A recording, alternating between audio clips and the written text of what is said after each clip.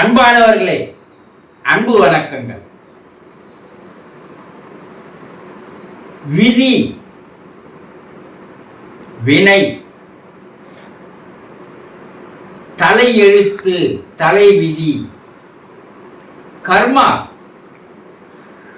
சமஸ்காரங்கள், வாசனைகள், பதிவுகள் என்று பல பெயர் வைத்து அழைக்கிறாங்கல்ல. உங்க விதி சரியில்லைங்க, உங்க தலையெழுத்து அப்படி இருக்கு, நீங்க அப்படிதான் வாழ்ந்து ஆகணும், கஷ்டப்பட்டு தான் ஆகணும், வறுமையில தான் வாழணும், இதுல இருந்து வெளியே வர முடியாது. உங்க தலையில இறைவன் அப்படி எழுதிட்டான், தலை விதி. நான் என்ன பண்றதுங்க? நானும் எவ்வளவு போராடி பார்க்கிறேன், எவ்வளோ கஷ்டப்பட்டு பார்க்கிறேன். ஆனா என்னால இந்த நிலையிலிருந்து வர முடியல. இறைவன் என் தலையில இது போல எழுதி வச்சுட்டான். நான் என்ன பண்றது? சொல்றாங்களா இல்லையா? எப்பா உன் தலை விதி அப்படி இருக்குப்பா, நான் என்னதான் பண்றது? இந்த மக்களாகி நீங்க என்ன பண்றீங்கன்னா, இந்த கஷ்டம், இந்த கவலை, துன்பம், துயரம், வேதனை, பிரச்சனை, இதெல்லாம் ஏதோ இறைவன் உங்களுக்கு தனியாக தருவது போல ஒரு தவறான எண்ணத்தை நீங்க வச்சிருக்கீங்க. இன்னொன்னு என்னன்னா, இதுல இருந்து எப்படி வெளிவருவதுன்னு தெரியாததுனால கண்ட ஜோசியங்கிட்ட வர்றீங்க. அவன் என்ன பண்றான்? 100% உங்களை ஏமாத்துறான். ஏங்க நீங்க கடன் வாங்கினீங்க, கடன்காரன் ஆயிருக்கீங்க, இந்த கடனை எப்படி தீர்க்கிறதுன்னு அவனால சொல்ல முடியுமா? அவனா சொல்லுவான், எப்பா குபேர கடவுள் கோயிலுக்கு போ, இந்த பரிகாரங்கள் பண்ணு, இதெல்லாம் செய், குபேர உன் கடனை தீர்த்துருவான் அனு சொல்லுவான். அதுக்கு அவன் துட்டு வாங்கினா அவன் பொழைப்பு ஓட்டுறான். நீ குபேர கடவுள்கிட்ட போய் நீ என்ன பண்ணாலும் அவன் உன் கடனை தீர்ப்பானா? கடன் வாங்கினவ யாரு? நீ. அப்ப கடனை தீர்க்க வேண்டியது யாரு? நீ. நீ என்ன பண்ற? கடவுளை தேடி ஓடுகிறாய். இது உங்களுக்கு தவறான வழிகளை காட்டுகிறார்கள். நீங்களும் எதை தின்னா பித்தம் தெரியும்ன்றதுனால அவள் சொல்றது எதையோ நம்பி பல கோயிலுக்கு போறீங்க. நீங்க இதுக்கெல்லாம் காரணம் என்ன? உங்களுடைய விதி. விதியை வெல்ல முடியாதுங்க என்று சொல்கிறீர்கள். கண்ணதாசும் ஒரு பாடல் எழுதியிருப்பார், விதி என்று வேதம் இல்லை, விதி என்று ஒன்று இல்லை என்று சொல்லுவார். விதியை வெல்வதற்காக தான் இறைவன் மதியை தந்திருக்கிறான், அறிவு என்ற ஒன்றை தந்திருக்கிறான். இப்ப நீங்க இந்த வாழ்க்கையில நீங்க படுகின்ற துன்பங்கள், துயரங்கள், கஷ்டங்கள், கவலைகள், வேதனைகள், குழப்பங்கள், பிரச்சனைகள் எல்லாம் நீங்களாக தேடி சேர்த்து கொண்டவையே தவிர இறைவனுக்கும் இதற்கும் எந்த சம்பந்தம் இல்லை. உன் கர்மாப்பா, உன் கர்மா தீர்ற வரைக்கும் நீ அனுபவிச்சுதான் ஆகணும். பெரியவங்க சொல்றாங்கல்ல. அப்ப இந்த கர்மா என்பது என்ன, வினை என்பது என்ன, விதி என்பது என்ன, சமஸ்காரங்கள் என்பது என்ன, பாவ புண்ணியங்கள் என்பது என்ன, எல்லாமே பதிவுகள் என்று அருட்தந்தை வேதாத்ரி மகரிஷி தூய தமிழ்ல சொல்லுவார். எல்லாம் ரெக்கார்ட்ஸ் தான். நீயாக பதிவு செய்து கொண்டவைதான் இப்போது அதற்கு உண்டான விளைவுகளை தருகிறது. நீ என்ன செய்தியோ அதுக்கு உண்டான எல்லாமே பதிவாகுது. அப்ப மனம் என்ற ஒன்றுதான் இவை எல்லாவற்றுக்கும் காரணம். வாழ்க்கையில மனிதனுக்கு வரக்கூடிய சந்தோஷத்துக்கு காரணம் மனம், துன்பத்துக்கு காரணம் மனம். இறைவன் 2 விதமான விளையாட்டை விளையாடுகிறான். ஒன்று மனசையும் உங்ககிட்ட குத்துட்டான், புத்தி அறிவியும் குத்துட்டான். நீ மனதை கட்டி பிடித்துக் கொண்டு மனதோடவே நீ வாழ்ந்து வந்தால் இந்த பிரச்சனை எல்லாம் வந்துதான் ஆகும். அப்போ போன பிறவியில் நீ சேர்த்து கொண்ட பதிவுகள், தவறான முடிவுகள், தவறான எண்ணங்கள், தவறான செய்கைகள், எதெல்லாம் செய்யக்கூடாது, எதெல்லாம் எண்ணக்கூடாது, எதெல்லாம் பேசக்கூடாது, எல்லாம் செய்து பார். ஏன்னா நீ மனதோடு நெருங்கிய ஒரு தொடர்பு வைத்திருந்தாய். அப்போ மனம் என்ன பண்ணுது, அது போக்கில் உன்னை இழுத்துன்னு போய் இதையெல்லாம் சேர்த்து தந்தது.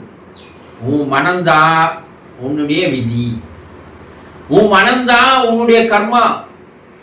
அப்போ போட்ட விதையை இப்ப அனுபவிக்கணும்ல, அது இந்த பிறவியில் நீ அனுபவிக்கிறாய். இததான் அரித்தந்தி சொல்வார், முற்கால பதிவுகள். போன பிறவியில் நீ சேர்த்துக்கணும் பார்ப்பா.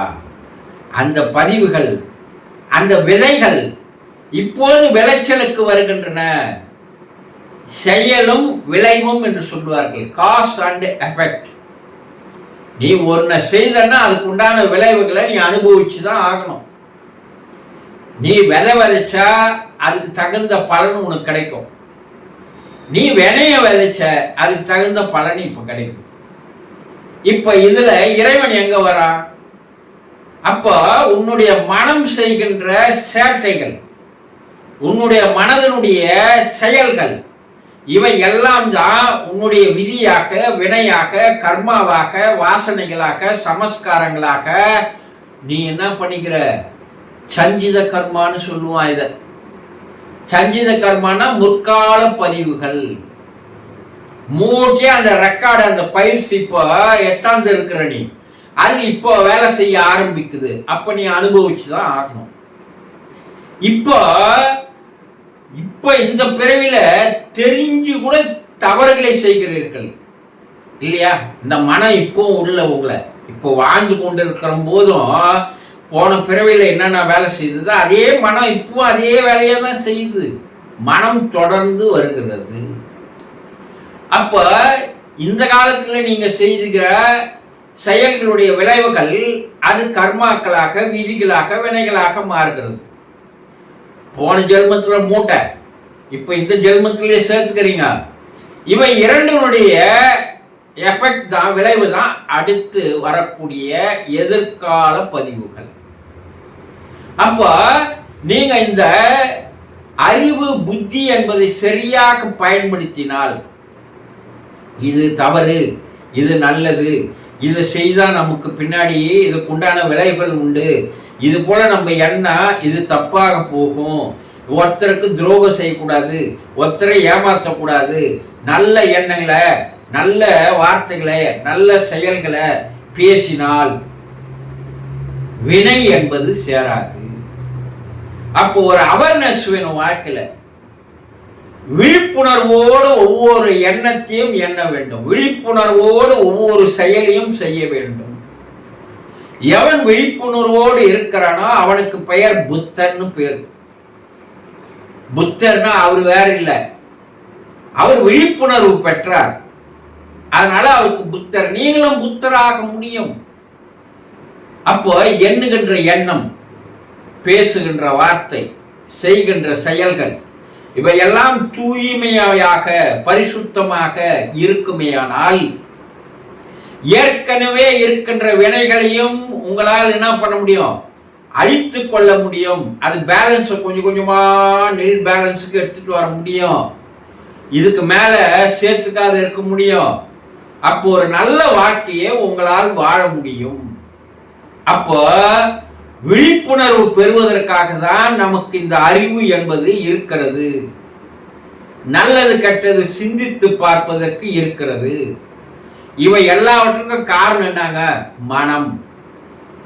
மனதை சரியாக நீங்கள் கையாள தெரிந்து கொண்டால், உங்க மனசையே உங்களுக்கு கையாள தெரியல, உங்க மனசையே உங்களால புரிஞ்சிக்க முடியல, உங்க மனசை நீங்க புரிஞ்சிக்காத, அதனுடைய செயல்பாட்டை தெரிஞ்சிக்காத வீட்டில் இருக்கிறவங்களையே, உலகத்தில் இருக்கிறவங்களை எல்லாம் நீங்க மாற்றணும்னு நினைச்சீங்கன்னா முடியாது.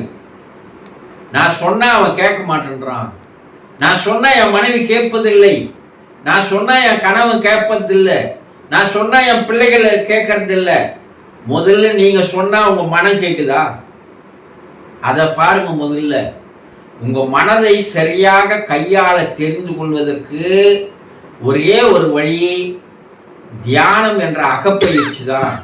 மன வளக்கலை என்று சொல்வார்கள். அதை நீங்க சரியா கத்துக்கணும் செய்தீங்கன்னா இந்த வினைகளிலிருந்து விலகலாம், விதியிலிருந்து தப்பிக்கலாம், நல்ல ஒரு வாழ்க்கையை உங்களால் நிச்சயமாக வாழ முடியும். வாழ்ந்து காட்டி இருக்கிறார்கள் நம்முடைய முன்னோர்கள் என்பதை தெளிவாக தெரிந்து கொள்ளுங்கள். சந்தோஷம்.